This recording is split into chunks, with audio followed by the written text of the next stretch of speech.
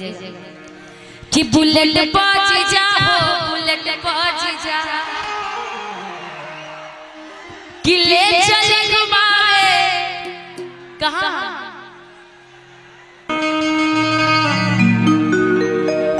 Hello, थोड़ा सा और वोकल बढ़ा दीजिएगा।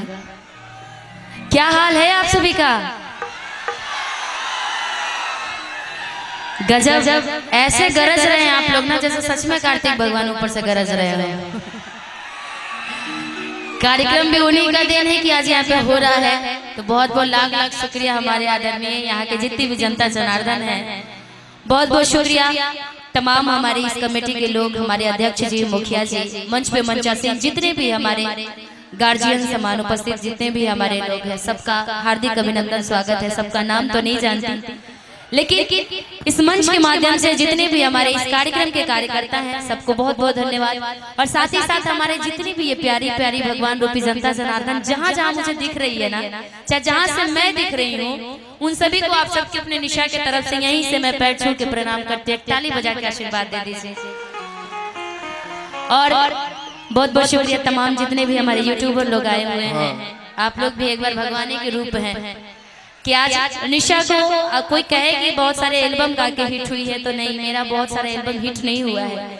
आपने मुझे स्टेज के माध्यम से हिट किया है। एल्बम तो एक बंद कमरे में गा लेना है, लेकिन स्टेज इतना टफ होता है ना, बाप रे बाप, मानना पड़ेगा। एक दो के बीच में एल्बम गाना होता है, लेकिन स्टेज पे इतने सारे पब्लिकों के बीच में लाइव चलता है।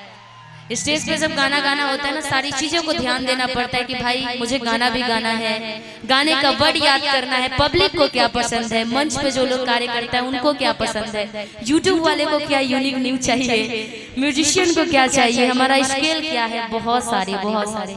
लेकिन तब जाकर के जब आप लोग का प्यार मिलता है ना, तो कलाकार आगे बढ़ता है। तो एक बार आप जोरदार ताली आप अपने लिए बजा लीजिए, क्योंकि सबसे बड़ा कलाकार, सबसे बड़ा हीरो तो हमारा श्रोतागण होते हैं जो हम सबको बनाते हैं। आइए, ज्यादा टाइम नहीं लूंगी, आगे बढ़ूंगी, क्योंकि आज ये कार्यक्रम भी प्यारा भाई हमारे मृत्युंजय मौर्य जी के माध्यम से ये कार्यक्रम हुआ है। उनका एक छोटा भाई आया, वो तो नहीं आ पाया, उनका तबीयत खराब था, लेकिन उनका भाई आया। बहुत बहुत शुक्रिया सभी को, पूरी प्रशासन टीम को बहुत बहुत धन्यवाद। आइए एक भजन आप सबके बीच में, उसके बाद से फिर कार्यक्रम के दौर में खत्म हो जाओ।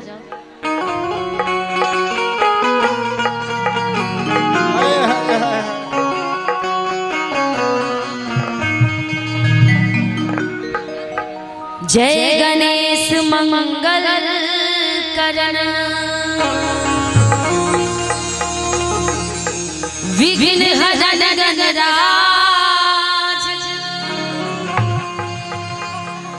एक दंत करिवर बदना,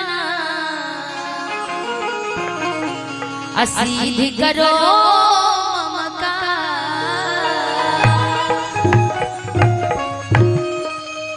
उपस्थित जितने भी हमारी माताएं बहन हैं, आप सबको भी, आप सबके अपने निशा की तरफ से यहीं से प्रणाम है, और सबका इस मंच से मैं हार्दिक अभिनंदन करती हूँ।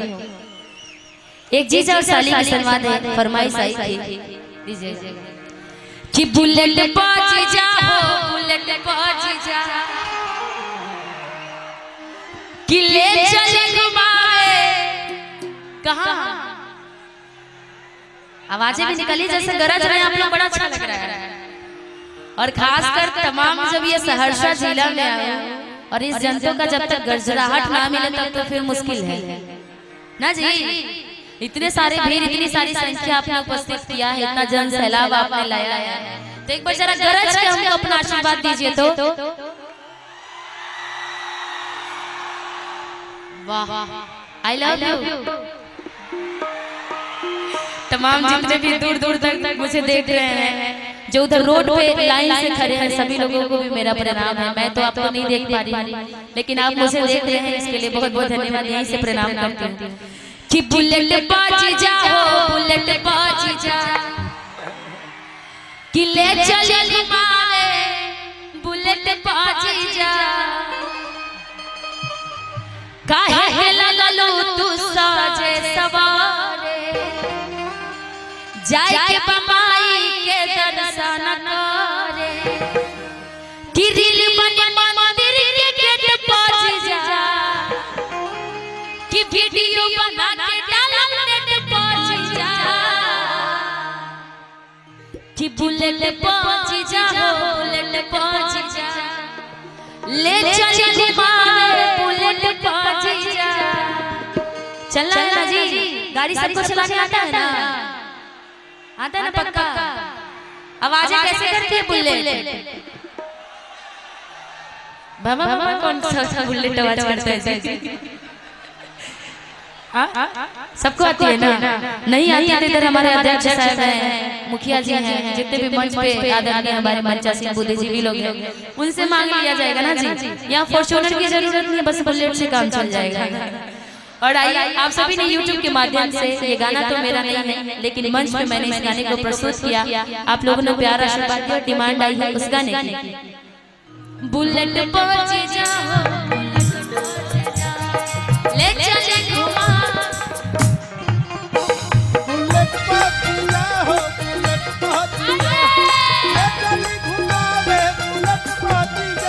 बुलेट पहुंच जाओ बुलेट पहुंच जा ले चले घुमावे बुलेट पहुंच जा बुलेट पहुंच जाओ बुलेट पहुंच जा ले चले घुमावे बुलेट पहुंच जा। काहे के लगलू तू साजे सवारे काहे के लगलू तू साजे सवारे जाई के बाबाई के दर्शन करे जय बाबाई के दर्शन करे काहे के लगलू तू साजे सवारे काहे के लगलू हाथ उठा के तालियां काहे के लगलू तू साजे सवारे काहे के लगलू हो साजे सवारे जाई के बाबा के दर्शन करे जय बाबा के दर्शन करे रील मनी मंदिर के गेट पहुंच जा जट पहुंच जा वीडियो बना के डाला नेट पहुंच जा वीडियो बना के डाला नेट पहुंच जा बुलेट पहुंच जा हो बुलेट पहुंच जा बुलेट पहुंच जा हो बुलेट पहुंच जा ले चले घुमावे बुलेट पहुंच जा बुलेट पहुंच जा हो बुलेट पहुंच जा ले चले घुमावे बुलेट पहुंच आराम से देख इतनी भीड़ होगी और आप लोग खुद को नहीं संभाल के रखिएगा तो बड़ी प्रॉब्लम होगी। मैं इसीलिए आज बड़ी परेशान हो गई हूँ। हमारे भगवान रूपी जनता जनार्दन आते हैं मुझे देख देख के, वो तो मुझे मेरे लिए बहुत सौभाग्य की बात है, लेकिन जो ये काम हो जाता है ना इसके चक्कर में बड़ी परेशान हो जा रहे हैं। ये देख देख खुद से गिर करके प्रशासन टीम को उनको फिर जरूरत पड़ रही है, ऐसा ना करे। आप लोग खुद को खुद से संभाल के रखिए प्लीज, क्योंकि आपको कुछ होगा तो निशा को बड़ा तकलीफ होगा, इसलिए आप खुद को संभाल के रखिए। भीड़ काफी ज्यादा है, प्रशासन की टीम से भी हमारी अनुरोध है कि बस आप आज की भीड़ को संभाल लीजिए। बुलेट पहुंच जा हो बुलेट पहुंच जा बुलेट चले घुमावे बुलेट पहुंच जा बुलेट पहुंच जा ले चली घुमावे बुलेट पहुंच जा किसैया सोनावा के सिकरिया दिल्ली सहारा से लइहाना ए सैया सोनावा के सिकरिया दिल्ली सहारा से लइहाना कि दिल्ली सहारा से लइहाना सहारा से लइहाना कि दिल्ली सहारा से लइहाना कि चंपा बाजार से लइहाना किसैया किसैया सोनावा के सिकरिया दिल्ली सहारा से लइहाना ए सैया सोनावा के सिकरिया दिल्ली सहारा से लइहाना बुलेट पहुंच जा बुलेट पहुंच जा ले चली बुलेट पहुंच जा हो बुलेट पहुंच जा ले चली घुमावे बुलेट पहुंच जा आज मानव नगावन कहला जीजा सूट पहन के तैयार बन ललका जीजा आज तो तैयार बनी ललका दिया सूट पहन के तैयार बनी ललका दिया प्रदुमन कुमार यादव जी की तरफ से 500 रुपए का आशीर्वाद आया है। बहुत बहुत धन्यवाद। मेला में छोला खाने के लिए आशीर्वाद आ गई है। बहुत बहुत शुक्रिया प्रद्युमन जी को। आज मानव नडावा हल्का जीजा सूट पहन के तैयार बनी ललका जीजा।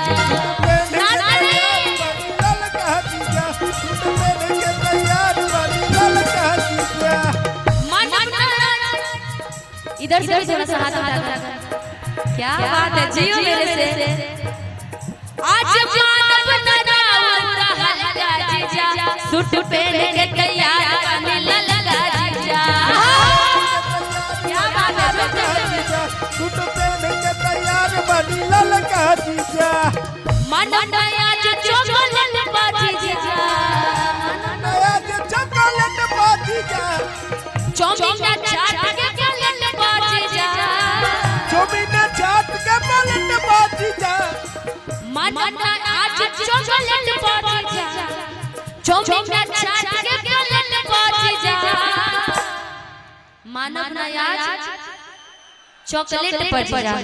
काफी सारी चीजें ये सोचते हैं ना कि भाई साली सही है, 150-500 दे देता हूँ, खुश हो जाएंगे, चॉकलेट खा लेंगे, चाट चाउमीन खा लेंगे। लेकिन डिमांड आजकल बढ़ा हुआ है ना, महंगाई का जमाना है, हर चीज महंगा हो गया है, तो डिमांड भी ज्यादा बड़ा महंगा हो गया है। मानव नया चॉकलेट बाजी जा।